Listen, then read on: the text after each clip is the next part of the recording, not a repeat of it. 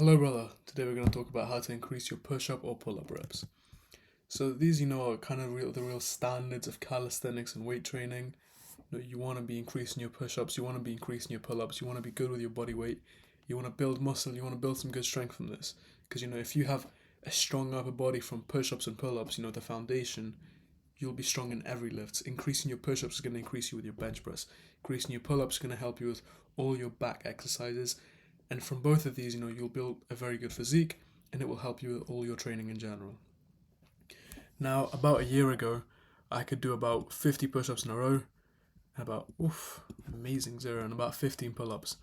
I've now increased this to 70 push-ups in a row and 30 pull-ups. So from 15 to 30. And I want you to have this sort of transformation. Now, this will work for you if you can do 70 pull-ups, 70 push-ups more, or if you're doing 100 right now, or it will help you if you can do 3 push-ups right now and 1 pull-up, if that. So first of all, you swim properly so you don't drown. Say you're swimming, you're doing front stroke, whatever. If you're not swimming properly, you're not going to swim kind of. You're just going to sink and you're going to drown. So you have to swim properly. It's same with this. I was recently training my brothers. If like one of them is like 6 years old, and I was teaching him, how to get into weight training. Like I was teaching him how to do push-ups, pull-ups, all those things. And he told me, "Oh yeah, I just did 20 push-ups." I told him, "No, you didn't." I said, "Have a 10-minute rest. If you can do 5, I don't know." I said, "If you can do 5, I'll be so impressed." And he starts doing them, and obviously they were really terrible form. And I was told, no. And besides him, and I showed him again, okay, remember, this is how you do it. Elbows to the side, all the way down to your chest, touch the floor, push back up. And he could do like 1, 2, debatably, not a really shaky 2. And it's the same with you. It's like you may think that you can have a really clean 30 push-ups, and then you try doing really clean form push-ups and you can only do 8 of them, for example. But those 8 are the ones that are really going to count. Those 8 are the ones that you can then keep working from, because the more difficult they are, the more progress they're going to give you. You don't want to be training 50 push-ups when it would be better for you to train 20 of them and they get very good. Now, some people argue with this and think, okay, well, if both of them reach failure, what is the difference? Well, the difference is there that firstly, training with a full range of motion, so you have good form, is going to build you more muscle. And additionally to that, it's going to prevent you from getting many injuries. If your pull-ups are kind of there, they're not really there, you're really shaky, you're doing them too fast, your push-ups, you're only going a little bit down, you're going to get less strength and you're going to get less muscle. Now, that's something very, very important. I'm not going to show you how to do this because I think a better way to do this is just search up any random like YouTube short or something, how to do a perfect push-up. For reference, just stand like this, hands at your shoulders, all the way down, press and push back up fully till like your elbows look out. Now, obviously don't lock them out completely, don't like destroy your arm, but you know exactly what I mean with that. Same with your pull-ups. Your pull-up should be slow all the way from the bottom. You're standing with completely straight arms, pulling all the way back up till your chin clears it and you can touch it with your neck. You can touch it with your chest as well, but I have like a pull-up bar. You can't see it because my door is closed, but I can't, for example, like really go with my chest there because my face is going to hit the wall above it, but you know what I mean. You want to really clear the bar with that. Those are sort of the basic methods with it. A plane needs full exhaust to fly. So what I used to do at some point is every time I'd walk past my bar, like past my door and my pull-up bar was there, I'd think to myself, okay, I have to do 2 pull-ups. So each time I'd walk in and out of my room, that was 4 pull-ups. You walk in out your door, in my thought, I thought, okay, I'd walk out at least 20, 30 times a day, let's say 25 times for 100 pull-ups a day. I thought, damn, if I can be doing an extra 100 pull-ups a day, that's going to be really helpful. And yes, it was, but that posed a very severe problem. That much volume was just tiring me out, but it wasn't necessarily increasing my maximum pull-up range.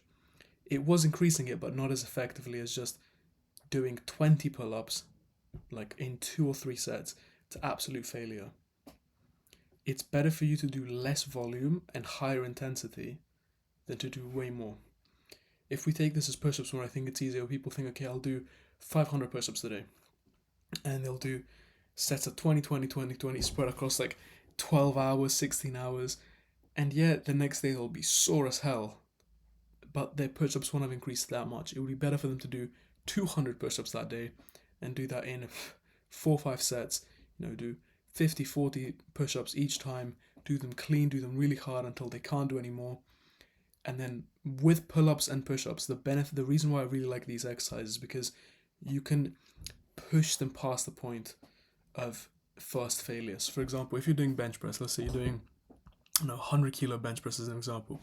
You're there, you push it 1, 2, 3 times, you can't do a fourth. But then if someone gave you a bar of 50, you could do the 50.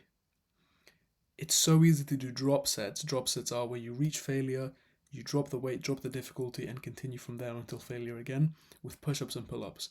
With pull-ups, just try hold it, pull it as much as you can. Try do some dead hang pulls after that, where you kind of just contract your scapula, work your back a bit more. Try pull and hang, do some dead hang. Do like some, I don't know what they're called. English, my third language, but allow it. Where you're on the bar, you pull up, or you like go on a chair, stand up, and slowly drop down. Work the eccentric of the exercise, or the concentric. Forget that. Or it's like you're doing a push up, and then you just drop on your knees. You do say 20, 30 push ups, as much as you can. Okay, you're finished. You can't do anymore. Your arms are shaking. Then you just drop and do knee push-ups instead. Keep going like that. Keep pushing that intensity forward, because that's that extra little 5% left in the tank that bench press wouldn't give you. Because you're not going to do another rep of 100, but you can do another rep of 50. Same example here. And pushing as close as you can to maximum intensity is really going to push up those reps, and it's going to give you the strength.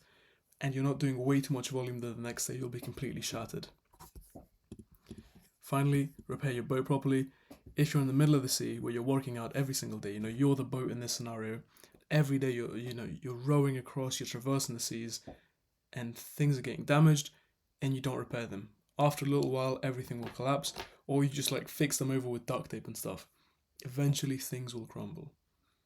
The way to properly, keep sailing across the sea is to properly repair your boat. In this scenario, you have to repair your muscles properly. Give them a lot of protein, get a lot of rest, get a lot of sleep. For many years, I neglected my sleep, and it's very, very harmful.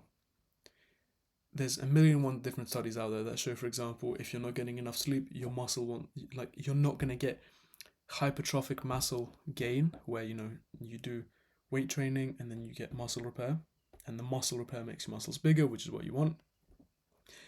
And that's really going to harm you. That's losing a lot of progress. In the same vein, if you're not getting enough sleep, even if you're eating properly, not necessarily, you won't have as good of a ratio as muscle to fat. Especially say you're cutting weight and you still want to increase your pull-ups and push-ups. If you're doing that but you're not getting enough sleep, you'll lose more muscle than you will fat. If you're getting adequate sleep, however, you'll repair better, you'll function better, your strength will go up. It's very, very important. With that as well, eat a clean diet. People tell you oh yeah, eat 80% clean, 20% dirty. I don't even think so, man. Just eat 100% clean. Make that your goal. Fight for 100% clean diet. And then if anything slips up, that's okay. Don't be shameful to yourself about it. Just think, okay, tomorrow can I do a little bit better? Okay, today I had 3-4 meals, let's say 4 meals, and one of them was basically I just had a slice of cake and ice cream on the side. Okay, instead could tomorrow for my fourth dessert meal, can I eat a bowl of fruit? Even with some ice cream next to it, but it's better. And over time you improve. Repair your diet and make it as clean as possible. And by and large, as time goes on, your taste buds will change, your gut microbiome will change, and you'll crave the healthy food. Don't try fight your diet by thinking, okay, I'll allow myself some gaps, because those gaps are opportunities you give yourself every single day to mess up. It's like if you say to yourself, I'll play video games for 20 minutes a day, every single day you give yourself an opportunity to ruin that and play for 2 or 3 hours. If you say to yourself every day, I'm not going to play any video games, and if you end up playing, it's okay, how can I do better tomorrow? Overall, you'll play less video games. The same thing with your diet and eating junk food. To summarize, eliminate the junk food, sleep a lot, eat well, eat a lot of protein, and you'll really get there. And keep working intensely and keep working with proper form. That's what I did, man. And I'm at 70 push-ups consistently now. Like in one set, I can do 70 pull-ups, 70 push-ups in a row, and I can do 30 pull-ups in a row. I want to push these up to 150. So 100 push-ups in a row, 50 pull-ups in a row. The way that I'm going to get there is by bulking properly, improving my diet, sleeping really well, working on these exercises, working to a really intense point. And it doesn't matter if right now you can do 5 push-ups and 2 pull-ups, this will get you the exact same results. So I really, really hope that helped you, brother. I know these literally 3 steps have been all I've done to achieve those feats, and I really think that will help you too. Much love, man.